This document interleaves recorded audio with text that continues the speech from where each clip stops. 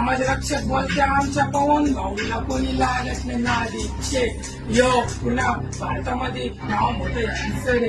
Public म्हणते हे gangster आहे, अरे गँगस्टर नाही, एकदम मोदीवाले गँगस्टर आहे. नाशिक जिल्हा, नाशिक जिल्हा त्याच्या पुढे आम्ही अशी गुन्हेगारीची रील काढणार नाही. आमच्याकडनं खूप मोठी चूक झाली, कोणी अशी गुन्हेगारीची रील काढू नये अशी आमची विनंती आहे सर्वांना.